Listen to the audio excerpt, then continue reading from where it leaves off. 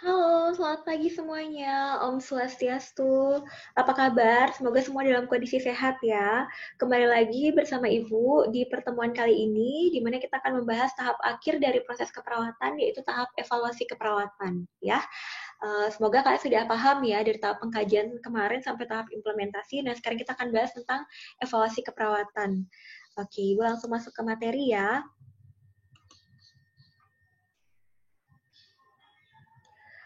Oke, ini dia materinya.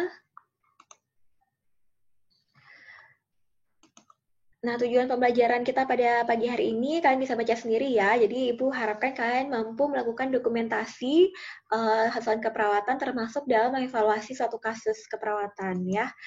Nah, ini don't forget to add PI, ini adalah istilah yang digunakan di luar ya untuk proses keperawatan yang terdiri dari analysis, diagnosis, planning, intervention, and evaluation. Jadi mereka sering menyebutnya dengan delicious PI gitu. Dan kalian sudah melewati tahap assessment kemarin, diagnosis, planning, dan intervention. Ya, sekarang kita akan masuk ke tahap evaluation. Nah, untuk ini yang gambar sebelah kanan, kalian bisa lihat di sini ada gambar yang seperti siklus ya, di mana proses asuhan keperawatan itu memang seperti siklus. Jadi kalian akan terus melakukan proses asuhan keperawatan ini setiap tahapnya.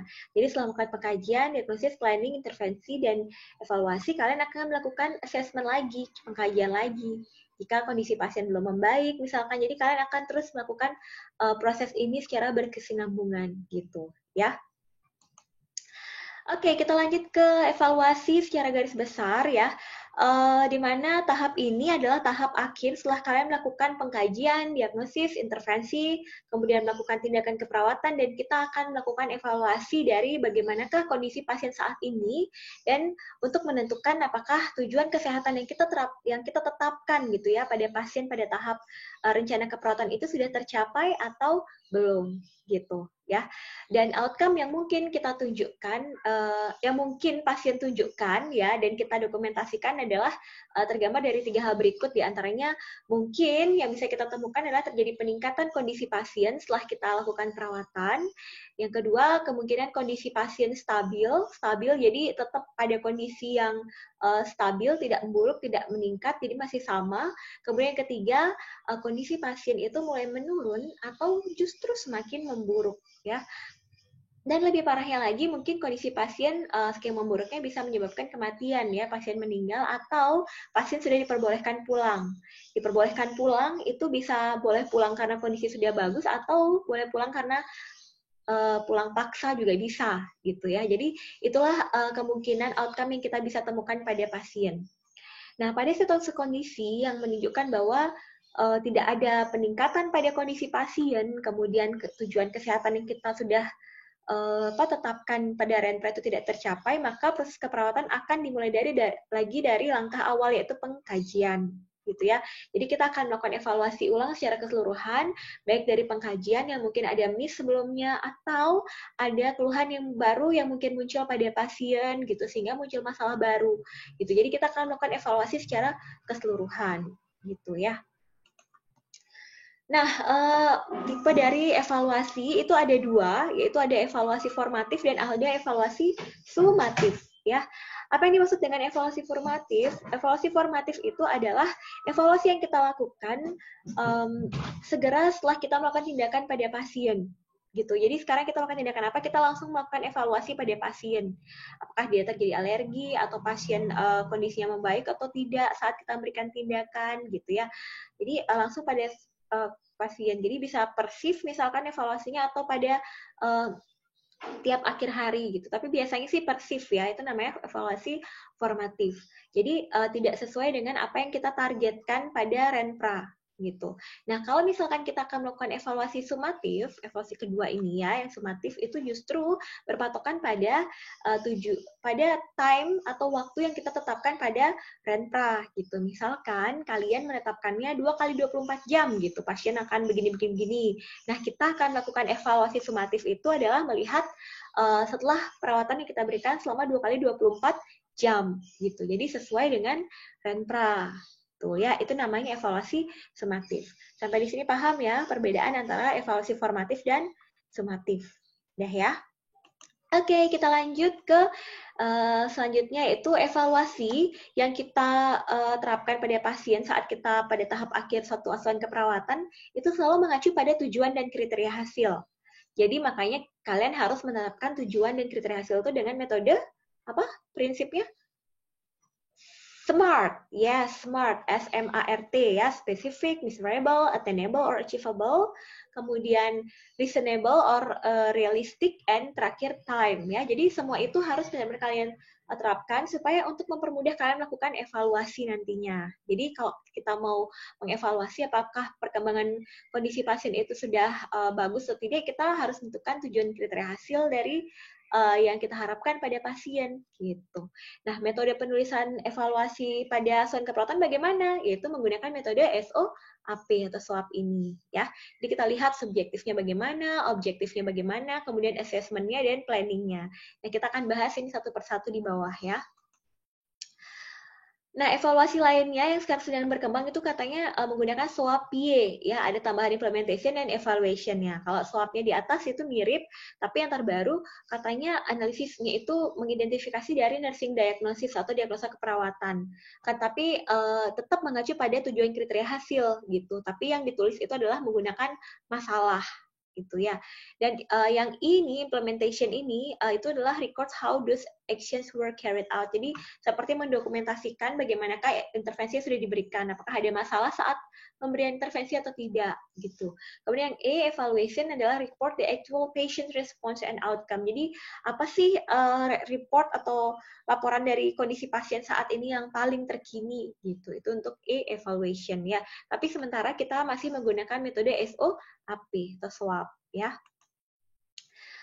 Nah, ini yang Ibu tadi bahas, akan bahas satu-satu. Kita mulai dari S-nya atau subjektifnya. Ini mirip dengan data yang kita dapatkan saat kita melakukan pengkajian ya. Jadi saat evaluasi kita seperti melakukan pengkajian lagi untuk melihat kondisi pasien, tapi kita berfokus pada apa yang menjadi simptom atau keluhan pasien ya. The subjective section of your documentation should include how the patient is currently feeling and how they've been since the last review in their own words. Jadi kita benar-benar pada tahap subjektif ini untuk mengetahui itu kita biarkan dia menggambarkan kondisinya dengan kata-katanya sendiri gitu. Nah, bagaimana cara kita untuk mengkaji ya kondisi pasien, mengevaluasi pasien secara subjektif itu kita bisa menanyakan hal-hal berikut, misalkan how are you today, apa kabar kamu hari ini gitu, how have you been since the last time I saw you, gimana perasaan kamu sejak terakhir kita ketemu kemarin, apakah ada yang berubah atau enggak gitu kalian tanyakan ya.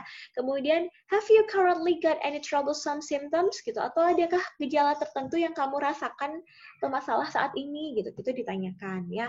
Kemudian how has the nausea been gitu, misalkan kalau dia memang ada riwayat mual sebelumnya atau ada riwayat nyeri, jadi kalian tanyain gimana, apakah masih merasa mual, apakah ibu masih merasa nyeri gitu. Jadi itu kalian tanyakan ya. Kemudian, if the patient mentions multiple symptoms, you should explore each of them, having the patient describe them in their own words. Jadi, biarkan dia menjelaskan apa simptom-simptom yang dia rasakan. Jadi, nanti kalian yang mengeksplor. Dia bilang, aku ada mual nih, ada nyeri juga, gitu. Jadi, kalian yang mengeksplor, oh ada mual, mualnya tuh kayak gimana rasanya, kapan munculnya mualnya gitu, apakah sampai muntah atau enggak gitu. Termasuk juga tanyakan nyerinya gimana, di mana dirasakan, apa seperti ditusuk-tusuk kah atau disayat gitu, skala berapa nyerinya. Jadi kalian yang explore untuk melihat, untuk lebih menekankan apakah nyerinya itu sudah mulai berkurang atau tidak gitu ya. Kemudian, you should document the patient's response accurately and use quotation marks if you are directly quoting something the patient has said. Jadi, kalau kalian mau mendokumentasikan dari apa yang dia ucapkan, kalian harus menggunakan quotation mark atau tanda petik seperti ini. Misalkan dia bilang, I'm so tired of my disease, I wanna die, gitu dia bilang ya. Jadi kalian akan tulis seperti apa yang dia bilang di dokumentasinya, gitu, di evaluasinya. Benar-benar tulis seperti ini, dan jangan lupa ini quotation mark namanya ya. Jadi kalian kasih tanda petik. Ya, aku sangat lelah dengan penyakitku, aku mau mati aja gitu. Misalkan dia, kalian tulis seperti apa yang dia ungkapkan gitu ya. Kecuali kalian tidak menulis seperti apa yang dia ungkapkan, tapi kalian pasien mengatakan sudah bosan dengan gitu, beda lagi ya. Jadi kalian seperti menyimpulkan dan menyampaikan kembali. Tapi kalau kalian mau langsung nulis apa yang diucapkan itu juga boleh. Yang penting isi quotation mark ya. Dan kita masuk ke O, yaitu tahap objektif, di mana this sections needs to include your objective observation, which are things you can measure, see, hear, feel, or smell. Jadi kalian bisa ukur ya, bisa lihat, bisa dengarkan, bisa cium, dan bisa rasakan apa yang bisa terlihat dari kondisi pasien saat ini gitu ya. Beda dengan data subjektif, hanya dia yang bisa merasakan, kalian nggak bisa melihat langsung gitu. Atau bisa ada data subjektifnya dan kalian bisa lihat langsung juga gitu ya. Jadi objective observation-nya lebih ke patient's appearance atau bagaimana dia terlihat. Misalkan patient appears very pale and in discomfort gitu misalkan. Jadi dia terlihat tidak nyaman, dia terlihat pucat gitu. Jadi memang seperti itu yang kalian lihat. Itu boleh ya sebagai data objektif. Dan di sini ada beberapa basic observation atau observasi dasar yang bisa masuk ke data objektif kalian yang disesuaikan dengan masalah keperawatan yang muncul tentunya ya. So blood pressure, pulse rate, respiratory rate, oxygen saturation, and temperature. Dan yang lainnya lagi bisa tentang keseimbangan cairan ya, kalian observasi bagaimana haluaran cairannya, baik cairan masuk maupun cairan keluar ya. Kemudian ini misalkan dari cairan minum, nasogastrik atau cairan intravena yang masuk atau ada urin output atau muntah, itu kalian bisa sebagai data objektif. Kemudian ada clinical examination atau pemeriksaan klinis yang kalian bisa temukan juga, misalkan dari auskultasi dia ada wheezing, kemudian saat palpasi atau perkusi ada perutnya tampak ada bengkak gitu ya. Kemudian pulsnya ada irregular atau tidak, itu bisa kalian gunakan sebagai data objektif. Dan terakhir, kalian bisa menggunakan other investigation results dari hasil pemeriksaan diagnostik atau lab gitu ya. Silahkan, itu bisa dijadikan data objektif. Jadi melihat bagaimana perkembangan kondisi pasien. Yang tadinya ada bercaknya banyak, misalkan pada lobus kiri kanan parunya sekarang sudah berkurang gitu. Jadi itu berdasarkan data lab, jadi boleh aja ya. Yang HB-nya tadinya rendah sekarang udah meningkat gitu, itu bisa menjadikan data objektif pada pasien ya.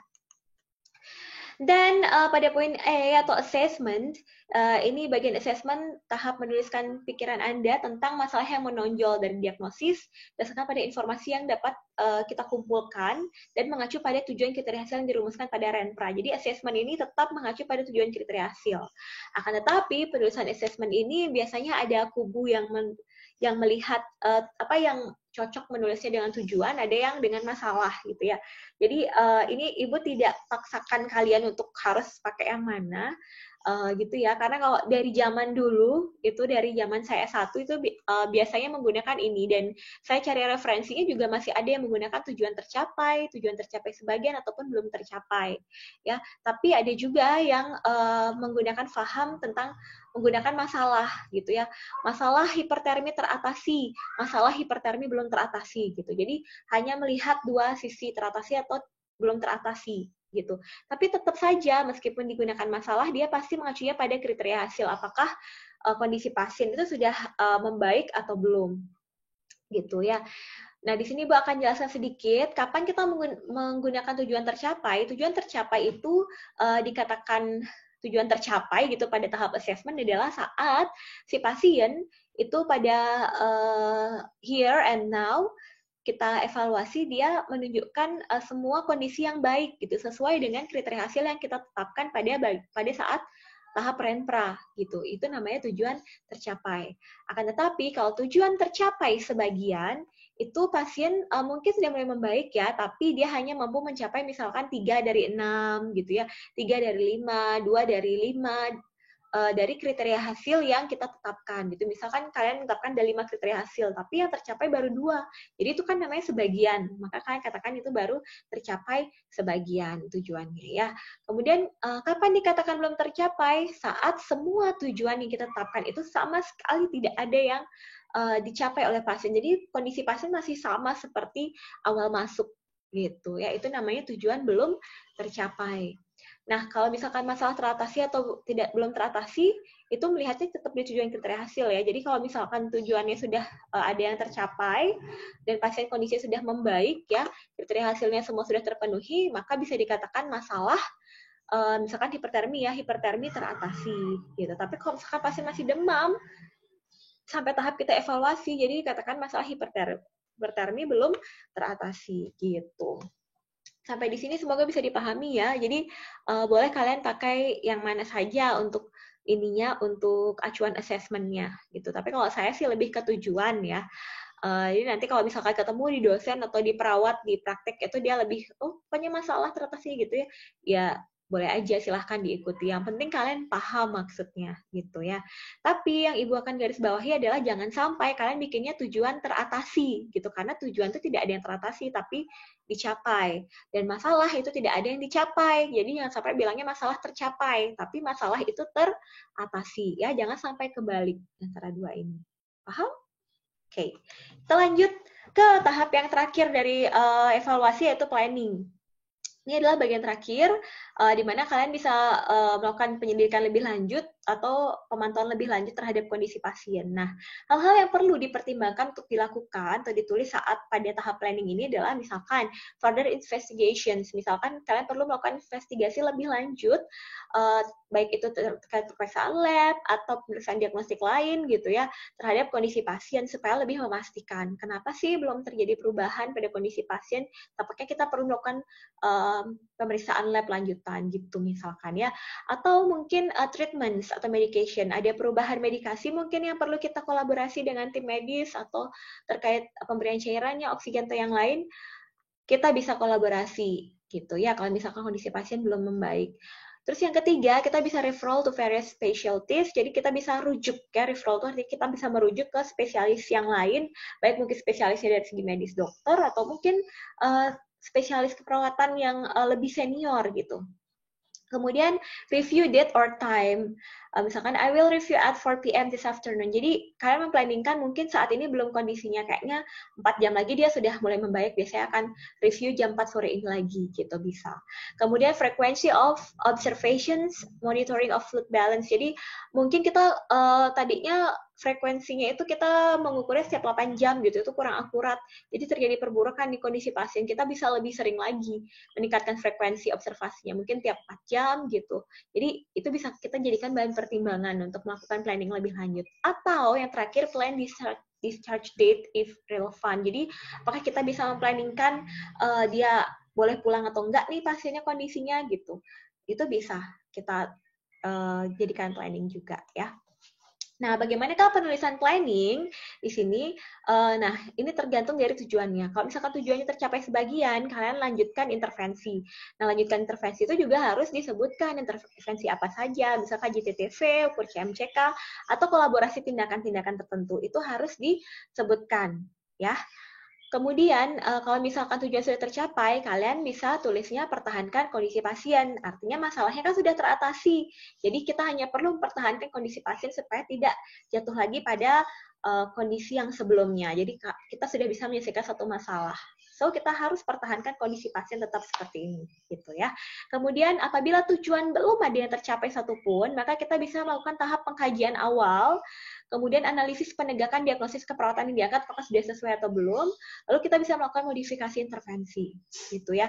Jadi jika misalkan saat kita melakukan pengkajian lagi ada data tambahan yang kita temukan, ada gejala baru, gitu ya, sehingga kita mendapatkan masalah keperawatan yang baru, atau kita baru menyadari ada masalah yang salah kita angkat sebelumnya, karena itu kita perlu melakukan modifikasi intervensi untuk menyesuaikan dengan masalah keperawatan baru yang muncul, gitu ya. Jadi itu adalah tahap evaluasi. Kalian benar-benar melakukan evaluasi secara keseluruhan terhadap kondisi pasien, ya, baik kondisinya di saat ini maupun mungkin akan berimpact ke masalah keperawatan yang diangkat dan juga ke renplan dan selanjutnya, gitu. Jadi tahap evaluasinya juga adalah tahap yang penting juga, gitu. Nah, ini adalah contoh kasus, kalian bisa baca di sini ya. Ini contoh kasusnya adalah seorang anak perempuan usia 4 tahun yang datang ke klinik dengan keluhan sesak nafas akibat asma yang diderita. Nah, RR-nya meningkat sampai 40 kali, tapi pasien tidak demam dan nadi pun masih dalam batas normal ya. Saat dia auskultasi ada suara wheezing yang didengarkan dan ada retraksi dada serta pernapasan cuping hidung. Dan ibu pasien pun tampak cemas dengan kondisi anaknya tersebut. Nah, setelah kalian melakukan perawatan nih selama 2 hari, kondisi pasien ternyata sudah mulai membaik. Sesaknya sudah membaik, RR-nya 28, nadinya juga bagus ya.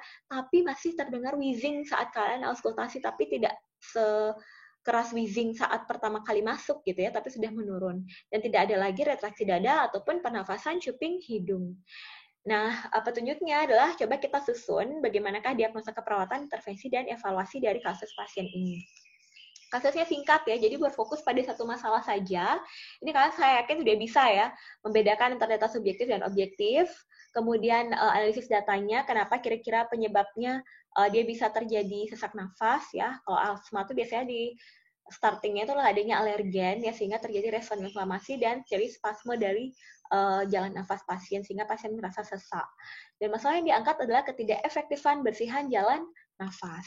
Ya, ini diagnosa keperawatannya. Jangan lupa ditulis berhubungan dengan dan dibuktikan dengan apa saja, gitu ya. Nah, pada tahap intervensi, kalian juga sudah belajar kemarin dengan Bu Ririn ya. Jadi, tentukan benar-benar smart ya, spesifik, measurable, attainable, reasonable, and time ya. Time-nya 2 kali 24 jam yang kita tentukan. Kemudian sudah spesifik apa saja yang mau kita capai. Kemudian measurable sudah terukur ya berapa kali. Dan ini realistik kita harapkan sudah bisa dicapai. Kemudian waktunya sudah gitu ya. Dan intervensi keperawatan yang ditegakkan di antaranya yang akan kita lakukan adalah monitor pernafasan dan manajemen jalan nafas. Dan bahasanya sudah sesuai ya. Ingat kalau intervensi bahasanya masih kalimat perintah, bukan kalimat aktif ya. Oke, kita lanjut ke implementasi. Ceritanya kita sudah mengubah ya kalimat perintah tadi menjadi kalimat aktif. Jadi mengkaji, memposisikan, memberikan gitu ya. Jadi ini sudah jadi kalimat aktif. Jangan lupa pada implementasi kalian sertakan juga waktu pelaksanaan tindakan ya. Dan ini kalian langsung melakukan evaluasi formatifnya gitu ya, melakukan subjektif objektifnya apa. Jadi bagaimanakah respon pasien saat diberikan tindakan ini gitu ya. Ini dia evaluasi formatif namanya. Nah, setelah implementasi, terakhir adalah evaluasi gitu. Jadi kita lihat di sini evaluasi dilakukan pada tanggal 27 Mei, sedangkan pengkajian dan intervensi atau RENPRA itu ditegakkan pada Senin 25 Mei. Karena diminta 2 kali 24 jam, maka evaluasi ini dilakukan pada tanggal 27 Mei. Ini namanya evaluasi apa? Evaluasi sumatif, betul sekali ya, sesuai dengan tujuan kriteria hasil yang sudah kita tetapkan sebelumnya. Ya, di sini sudah dikatakan pasien mengatakan sesak mulai berkurang, objektifnya pasien RR sudah bagus, tidak ada retraksi dada, tapi suara wheezing masih ada, cuma sudah berkurang. Sehingga asesmennya kita bisa tetapkan tujuan tercapai sebagian ya, karena di antara sekian tujuan yang kita tetapkan kriteria hasilnya ada satu yang belum tercapai, gitu, masih ada suara wheezing gitu ya. Kemudian kita bisa simpulkan bahwa tujuan tercapai sebagian, sehingga kita bisa melakukan lanjutkan intervensi. Intervensi apa yang dilanjutkan? Yang tadi adalah manajemen jalan nafas, yaitu pemberian bronchodilator tiap 8 jam dan oksigen nasokanul 1 liter per menit. Gitu. Jangan lupa tanda tangan perawatnya, gitu ya. Nah, itu tadi gambaran kasusnya ya. Terima kasih sudah menyimak presentasinya. Semoga selanjutnya kalian bisa lebih memahami lagi dan bisa langsung implementasi ke kasus ya. Jadi proses keperawatannya sudah kalian lewati semua tahapannya sampai tahap evaluasi ini. Sekarang Ibu akan berikan contoh kasus ya, contoh kasus lain selain yang tadi kita sudah bahas, dan silahkan kalian buat per masing-masing anak sesuai dengan kemampuan kalian masing-masing, dan nanti Ibu akan buka sesi diskusi di WA group ya, supaya kalian bisa ya bertanya kalau ada hal-hal yang ingin kalian diskusikan lebih lanjut ya. Sekian dari Ibu, selamat pagi, mohon maaf kalau ada yang kurang berkenan. Selamat pagi dan semoga sehat selalu. Bye bye.